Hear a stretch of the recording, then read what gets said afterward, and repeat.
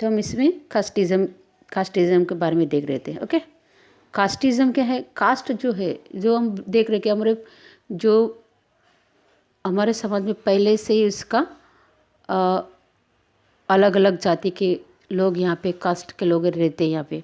और हमारा जो देश भी है वो अलग अलग कास्ट के आधारित है। And it is to fulfill the basic needs of a society, the task of based of the communities।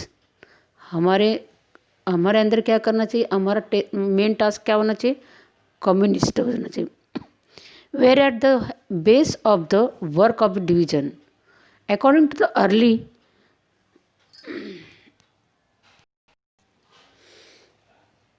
the basis of our society is a task base of the communist, where it is the base of the work division। जो श्रमजीव यानी हम जो काम करते हैं, पहले जो हमारा कास्ट किस तरह से हुआ, जो हम कौन से काम करते उसके हिसाब से हमारा कास्ट सिस्टम हो गया था। जो काम करता है उस काम के हिसाब से उसका कास्ट हुआ करता था। जैसे कि यहाँ पे according to the hypothesis is a varna system. वर्ण सिस्टम जैसे कि ब्राह्मण, क्षत्रिय, वैश्य, शूद्र, इस तरह से उनके काम के हिसाब से, वो जो काम करते उसके हिसाब से हमारा कास्ट सिस्टम हुआ करता था। We based on the 4 occupations. जो मेन पहले जो हुआ करता था वो इस तरह से 4 हमारा जो ऑक्यूपेशन हुआ करता था उस ऑक्यूपेशन के हिसाब से हमारा कास्ट हुआ करता था।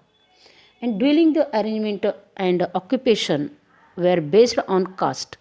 हमारा जो ऑक्यूपेशन के ऊपर से हमारा कास्ट, जो हम काम करते थे, अगर ब्राह्मण वो अपना पूजा पाठ में करता है तो वो ब्राह्मण, यानी उसका काम कैसे, वो ब्राह्मण, यानी जो वॉरियर्स होते थे वो क्षत्रिय, क्योंकि युद्ध करते तो उनके वो वॉरियर से युद्ध में लड़ते उसके लिए क्षत्रिय, यानी उनके काम के हिसाब से उसका कास्ट क्षत्रिय हो गया।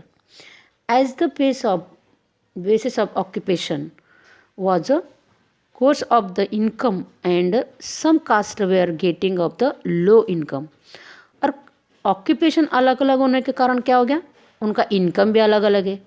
अगर वो उसका ऑक्यूपेशन बड़ा है तो इनकम भी ज़्यादा होगा। ऑक्यूपेशन अगर उसका कामकाज अगर छोटा है तो लो है तो उसका इनकम भी लो हो जाएगा। तो इस तरह से इससे क्या हो गया, ऑक्यूपेशन बड़ा होने के कारण उनका इनकम भी ज़्यादा होता था। और कोई कास्ट यानी इनकम कम होने के कारण उसका कास्ट कम भी होता था, यानी उसको कम माना जाता था। सो दे आर रिमाइंडेड पुअर इकोनॉमिली, यानी वो पैसे से कम होते थे, उनका जाति कम नहीं होता था, लेकिन वो क्या होता, उनका कास्ट कम नहीं है, उनके इनकम कम होने के कारण वो पुअर इकोनॉमिकली पुअर होने के कारण उसको क्या दिया जाता, उसको यानी उसको लो देखा जाता था। Before the period of British rule some of the communities were living in the insulate of the life in the religion where it is not easy to reach like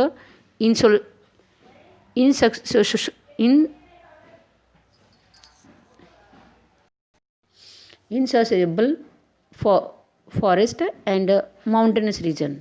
हमने देखा कि जो एरिया में जो अलग अलग रीजन में रहने वाले जो लोग हैं, जैसे कि माउंटेन रीजन में या तो फॉरेस्ट रीजन में रहने वाले जो लोग हैं, उनका जो लाइफ है वो इतना इजी नहीं है जो अदर एरिया में रहने वाले, उनका बहुत ही कॉम्प्लिकेटेड वहाँ पे जो लोग रहते हैं उनका लाइफ यानी ईजी नहीं होता था। Social and culture life of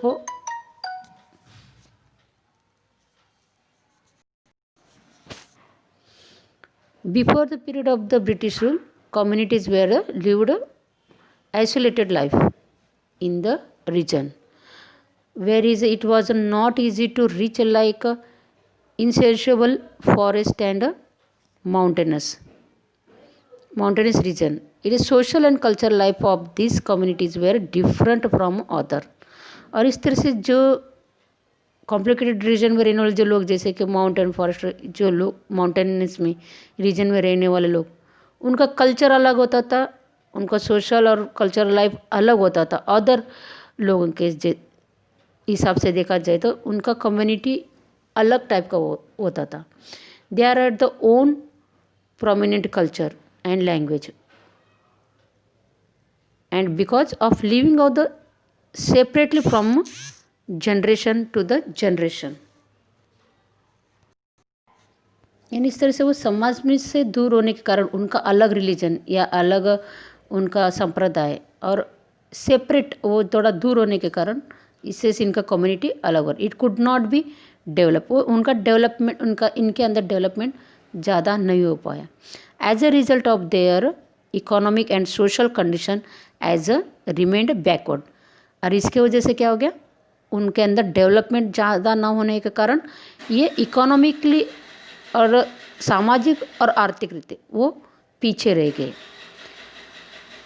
constitutional provisions and for protection of interest of the minorities of the weak backward classes. इस तरह से जो हमारा कॉन्स्टिट्यूशन है, जो इस तरह से माइनॉरिटीज़ या तो वीक और बैकवर्ड का इनके रक्षण के लिए इनके अपने कॉन्स्टिट्यूशन में अलग से इनको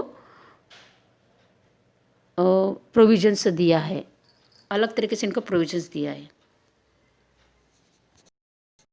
इस तरह से जो वीकर सेक्शन है, माइनॉरिटीज़ है, जो बैकवर्ड क्लासेस लोग हैं, इनको आगे बढ़ाने के लिए या इनका पूरी तरह से रक्षण करने के लिए, इसका डेवलपमेंट करने के लिए गवर्नमेंट ने बहुत सारे इनके अंदर प्रोवाइड्स किया इनका प्रोटेक्शन के लिए. जैसे कि इनका interests of the eradicates social inequality and work their welfare development. इस तरह से उनका डेवलपमेंट होने के लिए बहुत सारे प्रोग्राम्स बनाए. जैसे कि Indian constitution grants equal social economic and political justice for all the Indians. Indian constitution में क्या बताया कि सभी जो कोई भी सबको समान अधिकार दिया गया. जो अपना जो कॉन्स्टिट्यूशन में क्या बताया, जो कोई भी हो नागरिक हो उसको समान तरीके से, जैसे कि उसको social economic and political justice, उसको समान न्याय प्राप्त करने का पूरी तरह से उसको राइट्स दिया गया. According to the Indian constitution there will be discrimination of the basis of the community, caste, religion, language, sex, etc. It is also mentioned the constitution that equal opportunity and equal status in the fundamental right of every citizen. Constitution में क्या लिखा गया है? Constitution में बोला गया है कि सबको समान राइट्स है, ना है कोई धर्म या जात या तो उसका लिंग देख के उसके ऊपर डिस्क्रिमिनेशन नहीं किया जाएगा. उनका सबको राइट्स है कि अपना आगे बढ़ने का या तो उसका समान सबको अपॉर्चुनिटी मिलने का भी उसको राइट्स है. इस तरह से कॉन्स्टिट्यूशन में इसके बारे में सबको समान अधिकार प्राप्त हो. इस तरह से हमारा जो फंडामेंटल राइट्स है, फंडामेंटल एंड एवरी सिटीजन, इस हर इंसान को इस तरह से राइट्स दिया गया अपना कॉन्स्टिट्यूशन में फंडामेंटल राइट्स के अंतर्गत. Moreover the states are also given power so that they may be discharge the duties as well as the welfare state. It can be improve the creation of a restriction on creation of fundamental rights in order to protect the weaker and backward classes of the society. इसके अलावा जो state level में भी जो state को भी power दिया गया कि जो स्टेट में रहने वाले जो वीकर सेक्शन है, बैकवर्ड क्लासेस है, इसको भी इस तरह से फंडामेंटल राइट्स उसको भी देना चाहिए. और इसको पूरी तरह से इस सेक्शन के लोगों को, जो वीकर सेक्शन है, इनको भी हर तरीके से अपॉर्चुनिटीज़ देना चाहिए और उनका पूरी तरह से आगे बढ़ने के लिए हमेशा जो स्टेट गवर्नमेंट है वो तत्पर रहना चाहिए. कोई पण धर्म के लोगों का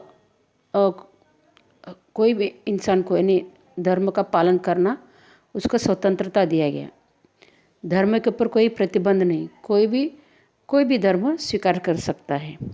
the main objective behind of the providing constitution help of the minorities, weaker section and backward classes is to offer them equal opportunities, justice and status in the country. जो भी लोग इन्हें स्टेट में रहने वाले जो भी माइनॉरिटीज़ है, वीकर सेक्शन है या बैकवर्ड क्लासेस है, उसको भी सभी चीज़ों में अपॉर्चुनिटीज़ देना, उसका सही न्याय देना और उसका एक अच्छी तरह से स्टेटस देना, ये कंट्री का काम है। And care is taken for this classes in 5-year plans. इसके अंतर्गत पंचवार्षिक योजना के अंतर्गत इनको खास अलग से इनको ध्यान रखा गया। इस तरह से कास्टिज़म में जो क्लासेस अलग अलग क्लासेस इसको पूरी तरह से यानी जो मेन इसको ध्यान रखा गया, जो बैकवर्ड क्लास है या तो माइनॉरिटीज़ या वीकर सेक्शन है, उनके लिए ज़्यादा अपॉर्चुनिटी और उसको सबके साथ समान जिस तरीके से नॉर्मल अदर कास्ट को दिया जाता है, इसी तरह से इनको भी इक्वल राइट्स इनको भी दिया गया और उनको आगे बढ़ने के लिए हमेशा कंट्री जो है उसको ध्यान देता है।